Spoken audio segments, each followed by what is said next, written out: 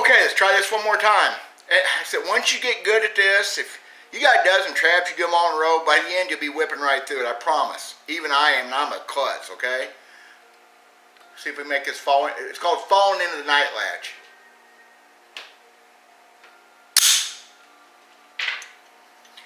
Cut. Howdy everyone. We're going to talk a little trapping today. We're going to talk about night latches, what they are, what they mean, what they can do for you, because I know what they do for me. Hope y'all get a kick out of this one. It's going to kind of get a little in depth. This is D.W. Birch. You're watching Hickbilly Outdoors. Be back in just a second.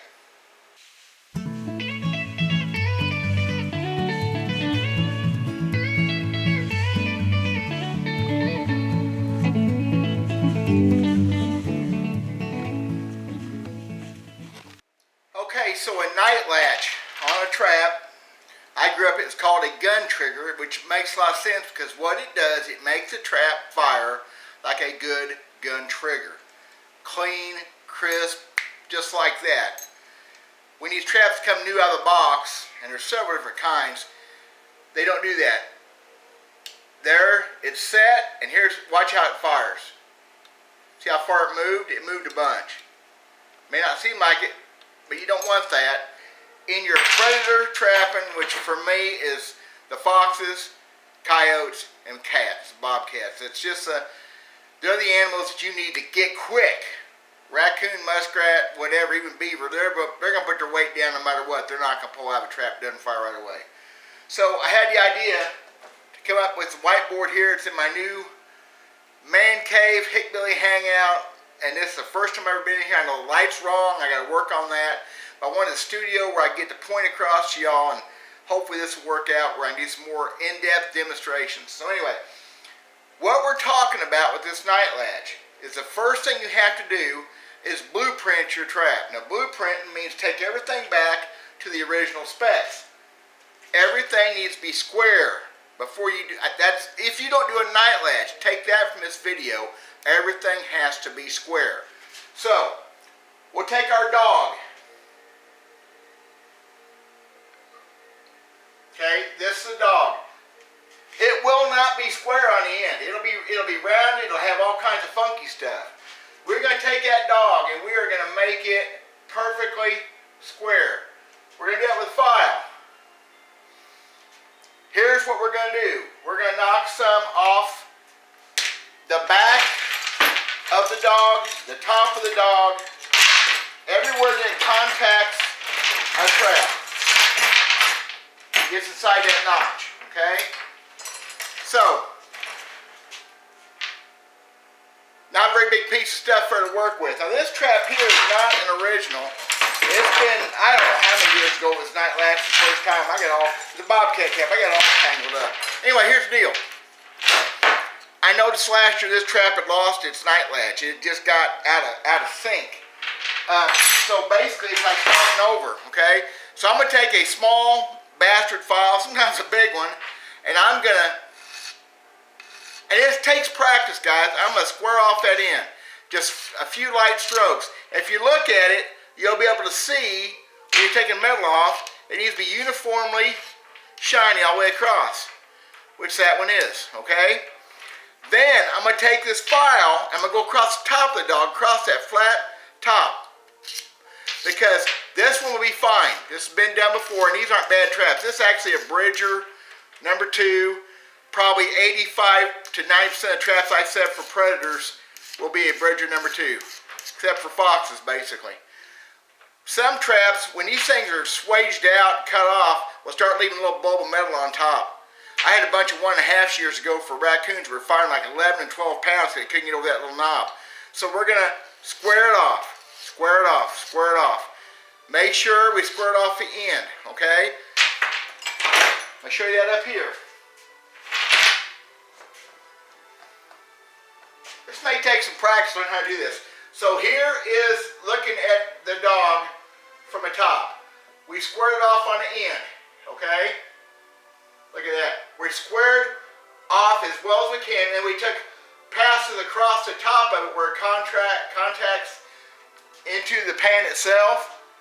Square. Get all good and square. If that's all you take from this video, to be ahead of yourself. That trap's going to fire cleaner and easier. Okay? Now, the next part of this trap is where the dog sits inside the pan. Okay? I try to draw what that's going to look like. These are really kind of ugly. Here will be your pan. And it'll come out and it'll have some of them have a little bulb, whatever, but what's going to happen is it's going to go like this.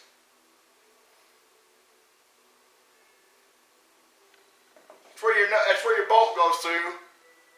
Okay? That's where you get your pan adjustment. This is going to be a rounded off mess. This is the part where the dog sits into. So we got a square dog. We need that squared off also. That part's got to be square as possible. Now, I'll use a smaller file. I think it's actually a chainsaw file. Man, guys, good files are hard to come up with. And it takes a few more passes sometimes, especially on a new trap. But I'm going to get inside that notch. And I'm going to square it off. Now, you get in there and start grinding away, you're not doing much good. Files only cut one way. I understand once you get into these things, you can't help but go back and forth. That's fine. So I'm going to get in there and I'm going to make a few passes.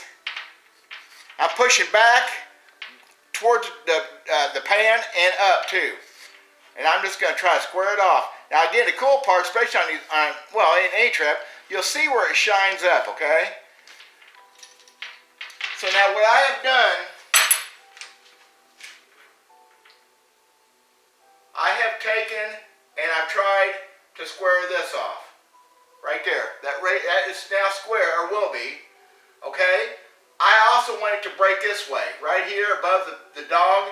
I want square. I want everything squared off. If it's not squared off, it's not going to fire clean, crisp, and fast. So, I'm going to take this off and use either file. I'll use a bigger file to take more metal off. And guys, you hold it against that nut where that channel where that bolt goes through. And it don't take. Now this one's been done before, so I'm cheating. Now, and you try to match the angle of the pan. So if a pan's, see that pan set down a little bit, I'm not going to go in square. I'm going to go in square with the pan. Square. Just a few passes. It's amazing once you get a handle on this how easy it really is.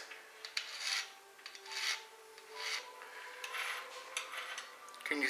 I hope. Yeah. See how shiny that is? You see that little shiny spot? I've took some metal off and I've cleaned that up now. Now, what I have now on that trap, that easy. Again, I'm cheating. That trap's been done before, but I pretended like it hadn't. I took fresh metal off. I got down as far in the middle as I could. So what I have now, here's my pan, thin metal pan. I've got this comes up, this square, square, square, square. The dog will now fit in there square. All the surfaces are going to be mated up. Okay? And this goes down and fits around your bolt. Your trap will look like that on a dog-on pan of this design. There's another one we're going to talk about in a minute, probably after another video. It's a whole different kind of night latch. And that actually will be a brand new trap, so you get to see it done from the get-go. Okay? Square, square. Get that. If that's all you take, you're ahead. You've won something, okay? Now, here's the fun part. We're going to do a night latch. So, you've got your pan. This comes out and sharp, sharp, sharp. Okay? I know I just drew all this. I'm doing it again. Okay? There's your tension screw. And the dog is going to sit in this hole. What I'm going to do is, and I did not draw that big enough. Guys, I don't do notes. I had to make notes and get all this right the first time. Here's what we're looking at. Okay? This is where the dog goes, in this slot. Right? We are going to take and we are going to file out a notch right there. And guys, it'll be an infinitesimal small notch for a true night latch. Because if you don't make it small, where the dog doesn't leave the pen immediately when it starts to move, what's the point of doing a night latch? Don't worry about it. Square everything up, get your pan tension set like you want, and just set as close as you can. I'm going to get the night latch because I'm going to hear it go click when I set it. I want that click. So you can set it in the dark, night latch, and know that it's right. The biggest thing with this, y'all, is when you do this to your traps, you're going to know they're right. Except for some pan tension adjustments, because things don't always stay the same. Traps in buckets, traps in my side-by-side. I keep a screwdriver, I keep a wrench with me all the time. Wax changes stuff. I try to have them all ready before I try to set them up before I leave for the day, but you always got to be ready to make it those final adjustments. And I may be someplace trapping a coyote and come up across some fox stuff. Now again, I don't like these number 2s as much for fox, but if I want to take some pan tension off, I need to have a tool. They take up that much room in your bag. Okay, so we're going to show you how to do a night latch next. Well, again, I hope it's making sense to y'all. I think it's imperative to have a night latch on a predator set and to have pan tension. For me, and this has worked for me. Golly, I've been doing night latches since 1985, 86. I'd heard about them, heard guys moan about gun triggers. I didn't know about pan tension. I finally, all this stuff was secret 30 years ago and 40 years. It was secret. Nobody talked about it.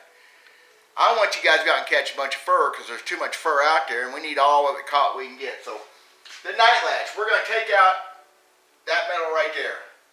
So we are going to make that a very small and very squared off notch. So when the dog is, here's your dog when you first set the dog in. This is a little bit exaggerated. Then you start to pull the dog back, it falls into that latch and it goes click. And all it has to move is this much before the trap fires. And truthfully, that much, guys, will be this much. No, it won't be that much. It won't be that much. It'll be, that's probably too much. Okay? I'm showing off, but guys, I love my night latches. They're kind of a pain, but once you get going at it, I've done 50, 60 traps a day several times. And again, these traps are pretty old, and they've lasted for a long time that I haven't be touched up. They get rusty, they get beat up. This was a bobcat trap last year, and I can see it's got some hair in it, so we caught a bobcat. Good trap. This is the tricky part. Takes practice. I'm going to take that file. My gosh, how do you show this? I'm going to take that file, I'm going to get in that notch. Now there I'm deep all the way in the notch. I'm going to come out, and I'm going to follow a little bitty, little bitty. And you can't hardly have too small a file if it's a good file. And I'm trying to do that right now. Now here's where you got to saw it back and forth. You have no choice but to saw it back and forth. There's just nothing you can do about it. I found too, sometimes it helps kind of come in an angle, get your little notch started, then flatten the file out.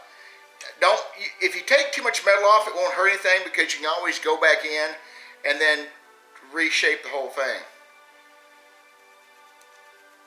A good file will start cutting. Now, I got this started. When I know I'm not going to fall out, I'm in it. And I do that maybe 20 strokes as square as I can. Now I'll take my dog, and by hand I'll push my dog down in there, and I'll push up, and I'll see if I can set that, if I can get a click with just my hand. It's kind of tricky this way.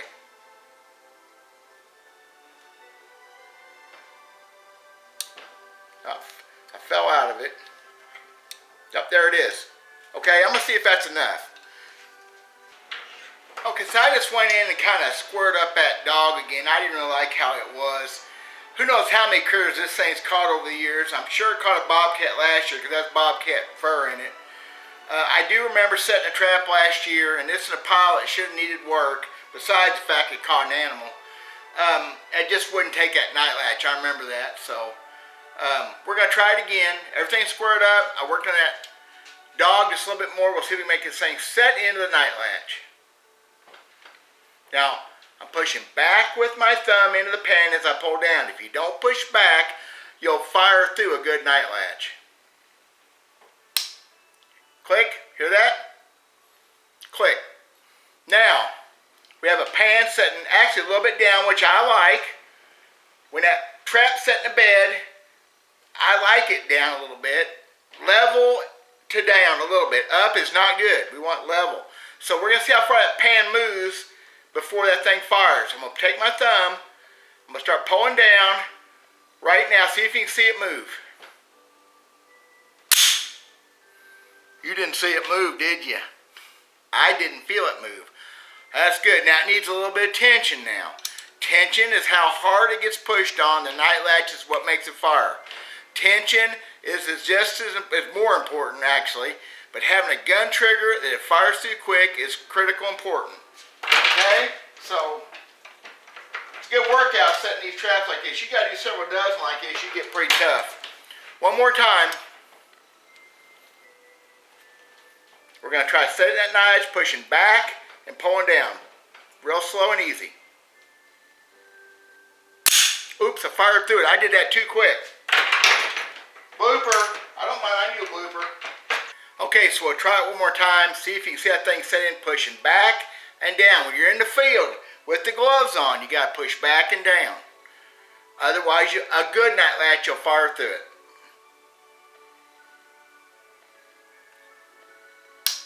Okay, click. Got the click? Now, tell you another key. First off, see if we can make it. I'm going to see if you can see that thing fire. Watch how much it moves before the trap fires. I'm pulling down right. I'm pulling down slow. I'm pulling down right. Now. Ha!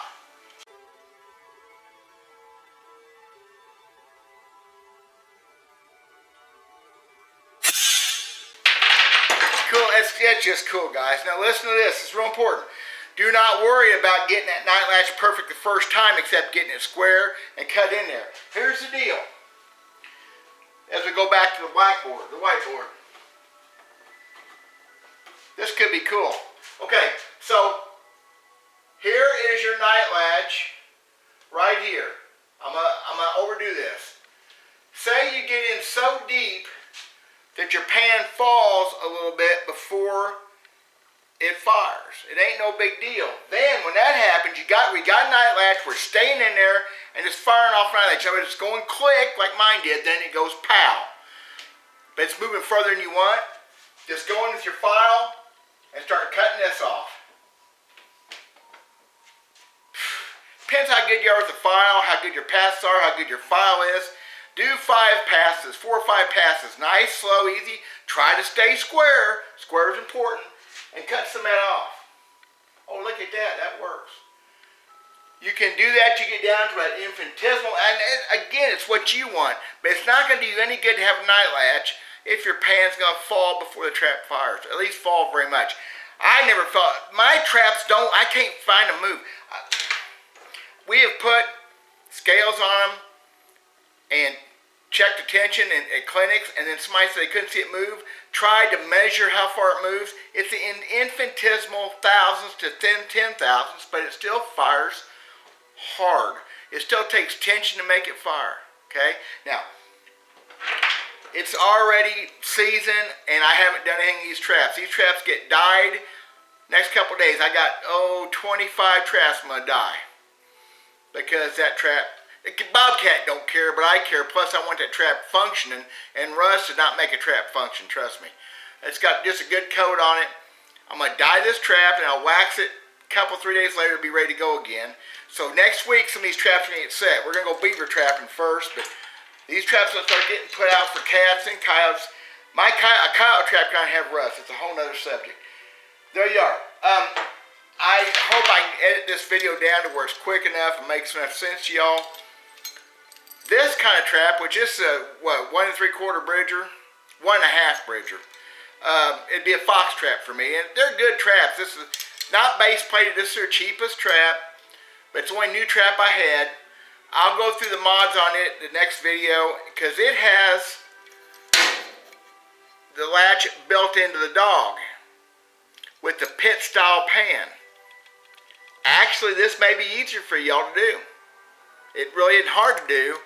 I'll show you how we do that. Plus, I'll show you some more modifications. I'm going to do this one from scratch, mostly. that I did to that trap also. So there you are, guys. Hope you like that. Let me know. Subscribe. I need subscribers. They tell me subscriptions are important. I'm just a silly, hickbilly, simple person. I like things simple. This seems complex. It's not. Trust me. It'll catch you more fur. Bottom line, you'll catch more coyotes especially.